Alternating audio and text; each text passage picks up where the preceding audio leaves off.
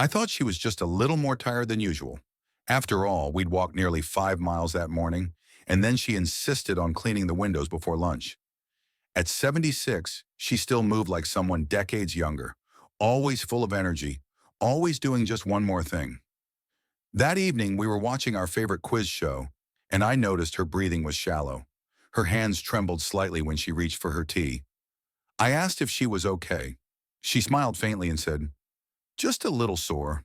Must be the long walk." An hour later, I found her slumped over the kitchen table. The tea had spilled. Her eyes were open, but distant, unfocused.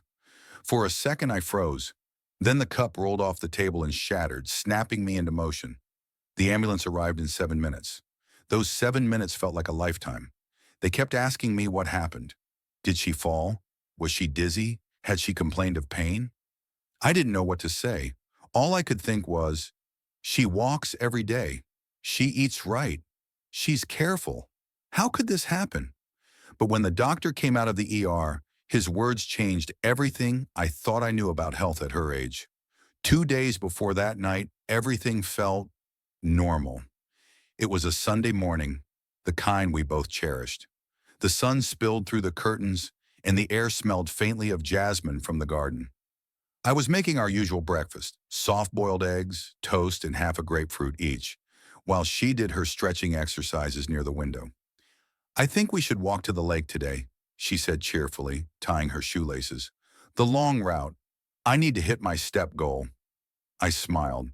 That step counter of hers had become almost an obsession since her 70th birthday. 10,000 steps a day, rain or shine, sometimes more. "You know, moderation isn't a sin," I teased. She just laughed and kissed me on the cheek.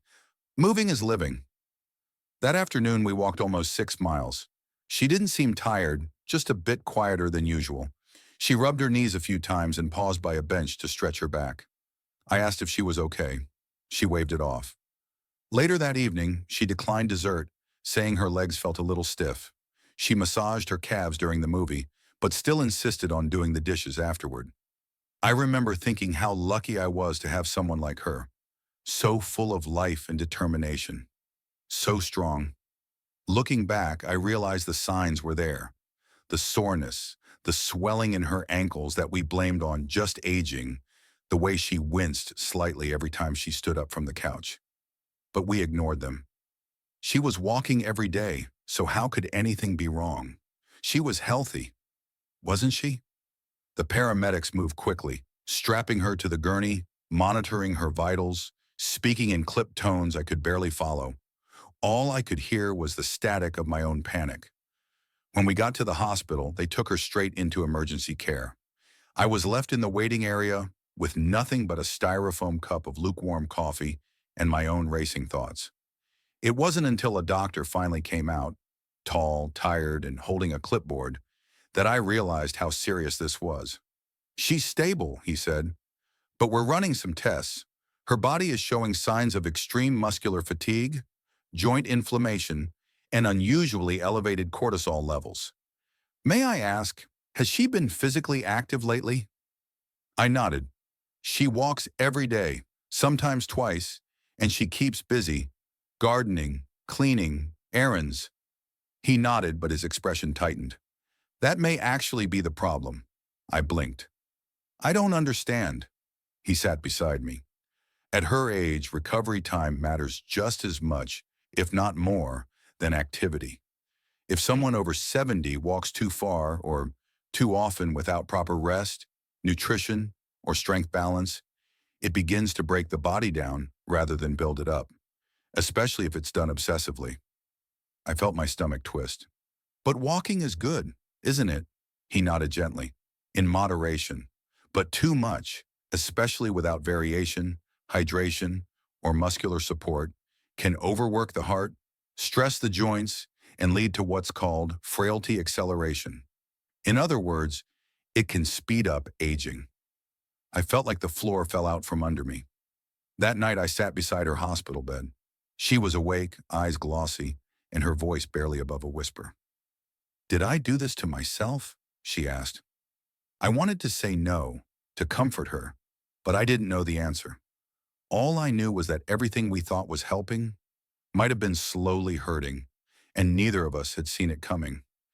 The next morning, Dr. Farid met with us in a quiet consultation room. He had kind eyes but didn't sugarcoat his words. "I want to show you something," he said, pulling up a scan of her knees and hips. "This is where we see chronic wear. It's subtle but significant. And paired with her blood work, I can tell her cortisol has been elevated for months." My wife looked confused. "But I thought walking lowered stress." "In healthy doses, yes," Dr. Farid replied.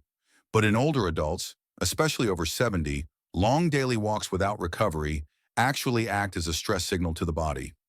When you walk too much without adequate nutrition, hydration, or rest, the body starts to interpret it as overexertion, not wellness." He leaned forward, folding his hands. "At your age, walking becomes a balancing act. It's no longer about more is better.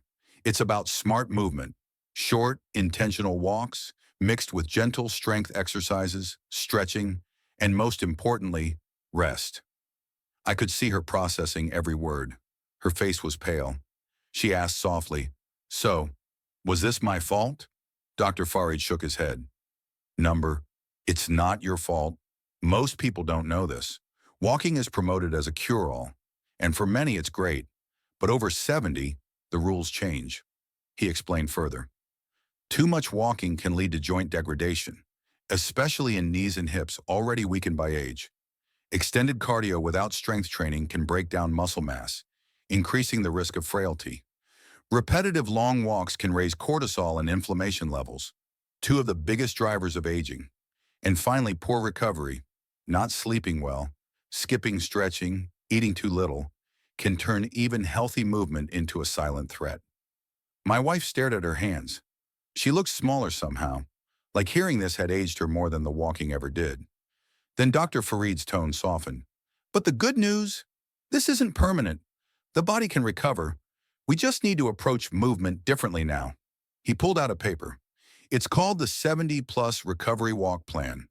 20-minute morning walks, paired with chair yoga or resistance bands twice a week, evening stretches, at least one full rest day per week, plenty of protein, magnesium, and above all, listening to your body."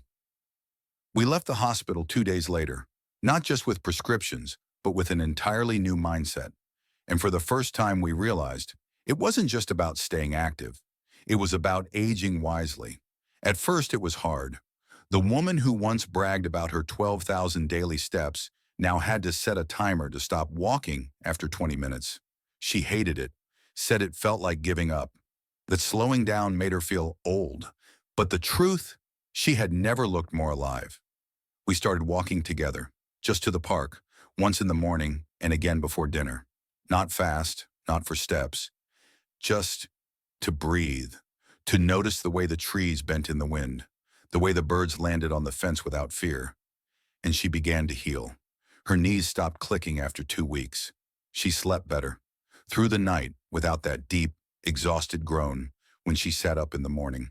The dark shadows under her eyes faded, her posture improved, her laughter returned, but most of all, she smiled more. Dr. Farid had told us, movement should restore you, not drain you. So we built a new routine based on energy, not effort. Here's what worked for her. Morning, a 15 to 20-minute walk, ending with 5 minutes of deep breathing on the porch.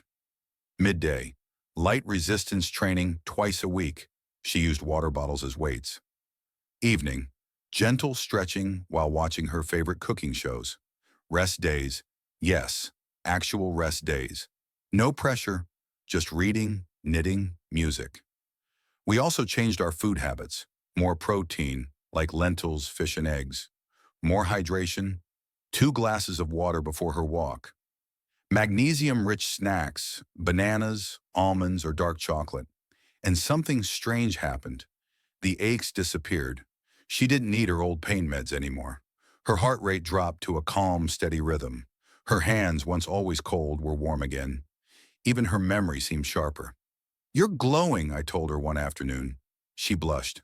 "Maybe I'm just not fighting my body anymore." It wasn't just the walking, it was the mindset shift. Before, she thought being active meant constantly doing more. Now she understood the secret. Aging well means knowing when to pause. We started keeping a little notebook where she'd jot down one word after each walk.